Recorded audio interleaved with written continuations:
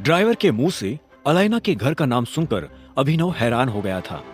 उसे अलाइना के घर पहुंचने से पहले ही यह एहसास होना शुरू हो गया था कि वो सच में किसी पैराडाइज में दाखिल होने वाला है।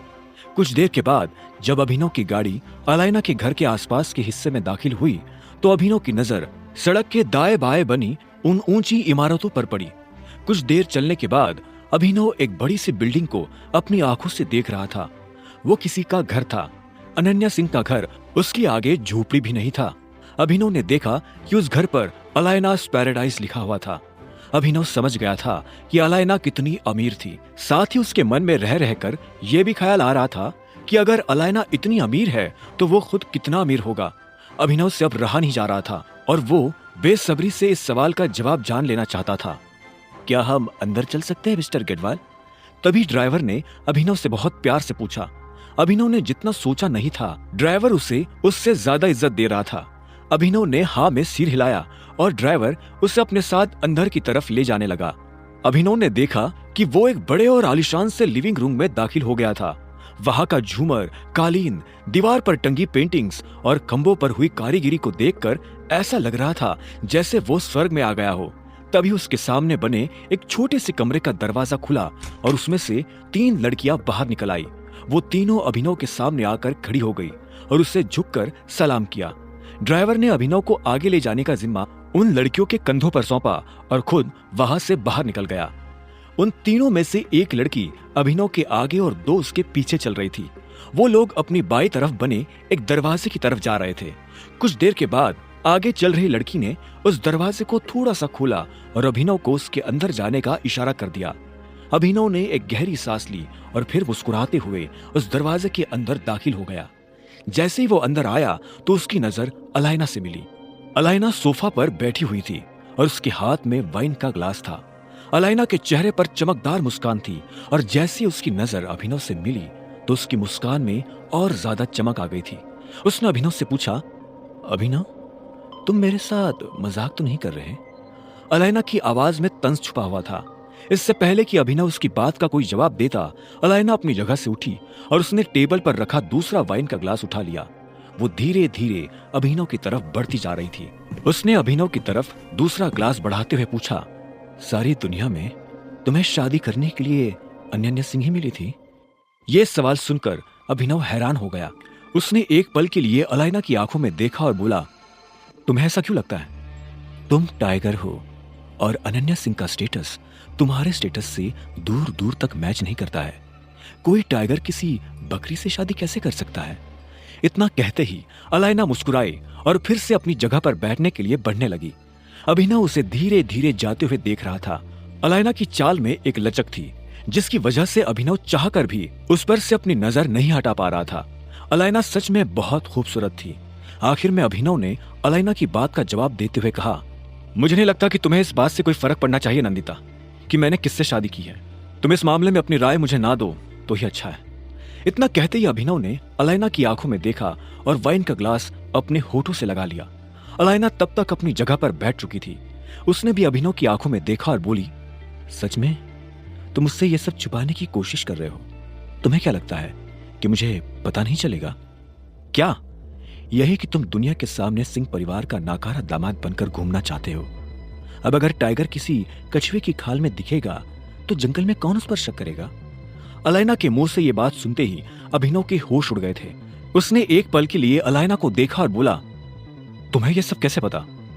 अभिनव की शक्ल देखकर अलाइना समझ गई थी कि उसका तीर सही जगह जाकर लगा था। उसने मुस्कुराते हुए कहा, मेरी उंगली के एक इशारे पर मुझे दुनिया की कोई भी जानकारी मिल जाती है अभिनव। पर क्या हुआ, तुमने ऐसा चेहरा क्यों बनाया हुआ है? तुम्हें शौक लगा? इतना कहते ही अलाइना की मुस्कान हंसी में बदल गई। अभिनव भी उसे देख मुस्कुराया और बोला, इंप्रेसिव। इसके बाद वो खुद अलाइना की तरफ बढ़ने लगा। वो अलाइना के पास जाकर बैठा और उसकी आंखों में देखते हुए बोला, मैंने सोचा नहीं था कि तुम इस वाइन से भी ज्यादा स्ट्रांग होगी। अलाइना ने मुस्कुराते हुए हाँ में सिर हिलाया और बोली, जब मैं छोटी थी तब मेरी माँ ने मुझे इस माफिया ग्रुप के बारे में बताया था। उन्होंने मुझे बताया था कि तुम्हारे पिता को किसी ने मार दिया है और तुम भी गायब हो गए हो। उन्हें मेरे लिए काफी डर लग रहा था। उन्हें लग रहा था कि कहीं कोई मेरे साथ भी ऐसा कुछ। अलाइना इससे आगे कुछ कह नहीं पाई। उसकी बात सुनकर अभिनव को ऐसा लगा जैसे किसी ने उसके दिल में छुरा घोंप दिया हो।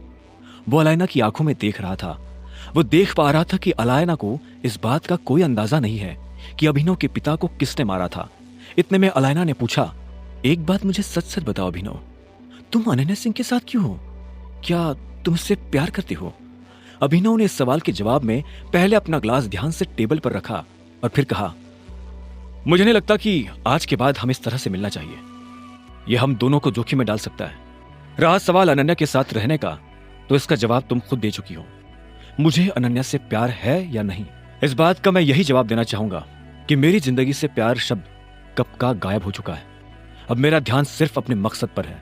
मेरे पिता को जिसने मारा है, मैं उससे बदला लेना चाहता हूं। अपने पिता के खड़े किए इस एम्पायर को मैं और बड़ा और मजबूत बनाना चाहता हूं। इस सब के बीच मेरे पास किसी से प्यार करने की फुर्सत नहीं है। मैं बस मोंटी के लौटने का इंतजार कर रहा हूं। जब तक वो वापस नहीं आ जाता, तब तक मेरे लिए सिंह परिवार का नाकारा दामाद बने रहने में ही भलाई है। लोगों की नजर में कछुआ दिखने में ही इस टाइगर की भलाई है। मैं इस वक्त किसी को नहीं बता सकता कि मैं कौन हूं। अभिनव की बात सुनकर अलायना की नजरें अभिनव की नजरों में गड़ी की गड़ी रह गई। कुछ देर तक दोनों ने एक दूसरे से कुछ नहीं कहा।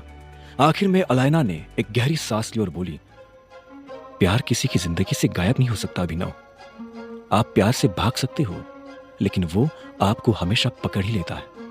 मैं फिर से वही सवाल पूछूंगी, क्या तुम अनन्या सिंह से प्यार करते हो? अभिनव ने भी इस सवाल के जवाब में एक गहरी सांस ली। उसने कुछ देर तक कुछ नहीं कहा।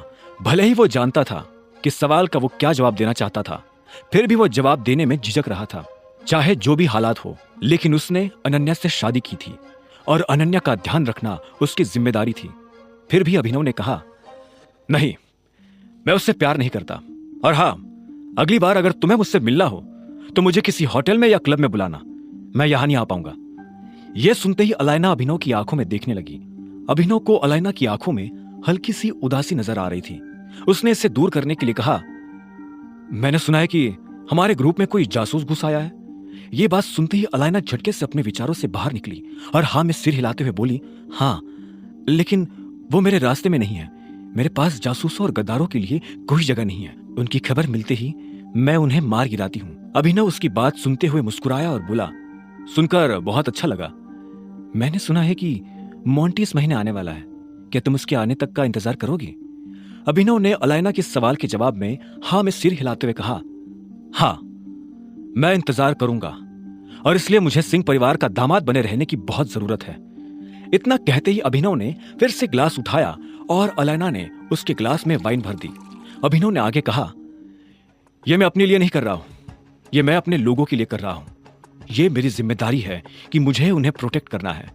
अगर मोंटी आज भी आ जाता है तो भी मुझे कोई फर्क नहीं पड़ता। मैं तब तक अपनी पहचान लोगों के सामने नहीं लाऊंगा जब तक कि वो जासूस हमारे सामने नहीं आ जाता। जिस तरह से मेरे पापा की मौत हुई थी, मैं उस तरह से नहीं मरना चाहता। यह सुनते ही अलायना अभिनव को देखने लगी। उसकी आंखें हल्की सी भर आई थी। वो अभिनव के कंधे पर हाथ रखना चाहती थी, लेकिन इससे पहले कि वो अपना हाथ रख पाती, अभिनव ने एक सांस में सारी वाइन खत्म की और सोफा से उठकर कमरे से बाहर चला गया। अलायना बस उसे जाते हुए देख रही थी। अभिनव जब अनन्या के घर पहुंचा तो उसे आने में काफी देर हो गई थी। रात हो चुकी थी और अलायना के घर कुछ भी ना खाने की वजह से उसे काफी भूख लग रही थी। उसने घर में आते ही मेड को आवाज दी, लेकिन एक भी मेड उसकी बात का जवाब नहीं दे रही थी। अब क्या करूं? हाँ, एक काम करता हूं, खुद ही खुद के लिए कुछ बना लेता हूं। अभिनव ने अपने आप से कहा और खुद ही रसोई में चला गया। वो अपने लिए पराठे बनाने वाला था। उसने रसोई में आकर अलमारी खोलकर आटा ढूंढना शुरू कर दिया था। उसे आटे का डिब्बा मिला तो उसने डिब्बे को प्लेटफॉर्म पर रखा और आटा गूंथने के लिए थाली ढूंढने लगा। वो इस बात से अनजान था कि जब वो ये सब कर रहा था तब वहां काफी शोर हो रहा था। अचानक से उसे किसी के पैरों की आवाज सुनाई दी।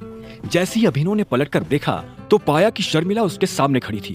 तुम मेरी रसोई में क्या करने की कोशिश कर रहे हो? शर्मिला ने तीखी और कड़क आवाज में पूछा। अभिनव ने उसे देखा और एक गहरी सांस लेते हुए बोला, भूख लगी है, पराठे बना रहा हूँ। कोई जरूरत नहीं है। तुम्हें भूख लगी है ना, तो भूख लगी रहने दो। तुम्हें कुछ भी बनाने की जरूरत नहीं है, क्योंकि मैं तुम्हें कुछ नहीं बनाने दूंगी। ये मेरी रसोई है। अब मेहरबानी करके यहाँ से बाहर निकलोगे? लेकिन मुझे सच में भूख लगी है। अगर तुम अपने आप से यहाँ से बाहर नहीं निकले तो मुझे मजबूरन गार्ड्स को बुलाना पड़ेगा। वो तुम्हें धक्के मारकर यहाँ से बाहर निकालेंगे। शर्मिला ने हल्की सी ऊंची आवाज में कहा। अभिनव ने पहले आटे के खुले डिब्बे को देखा और फिर से गहरी सांस लेकर रसोई से बाहर निकलने लगा। इससे पहले कि वो बाहर निकल पाता, पीछे से शर्मिला ने फिर से चिल्लाते हुए कहा, मैंने तुम्हें जो कहा था उसे भूलने की गलती भी मत करना। तुम मेरे दामाद नहीं हो, मतलब नहीं हो, मतलब नहीं हो। मेरा दामाद सिर्फ चिराग है, चिराग, और वो बहुत जल्दी तुम्हें यहाँ से भगाकर तुम्हारी जगह पर आकर बैठ जाएगा। अगर तुम्हें लगता है कि तुम इस घर का या इस परिवार का हिस्सा हो तो इस गलतफहमी को जितनी जल्दी हो सकी उतनी जल्दी अपने दिमाग से निकाल देना। अभिनव को शर्मिला के मुंह से ऐसी कड़वी बातें सुनने की आदत हो गई थी, इसलिए उसने कुछ नहीं कहा। वो बस अनन्या के कमरे के दरवाजे के बाहर आकर खड़ा हो गया था। अंदर से अनन्या के जोर जोर से हंसने की आवाजें आ रही थी। उन आवाजों को सुनकर अभिनव हैरान हो गया था। अब आगे क्या होने वाला था? क्या अभिनव पूरी रात भूखा सोएगा?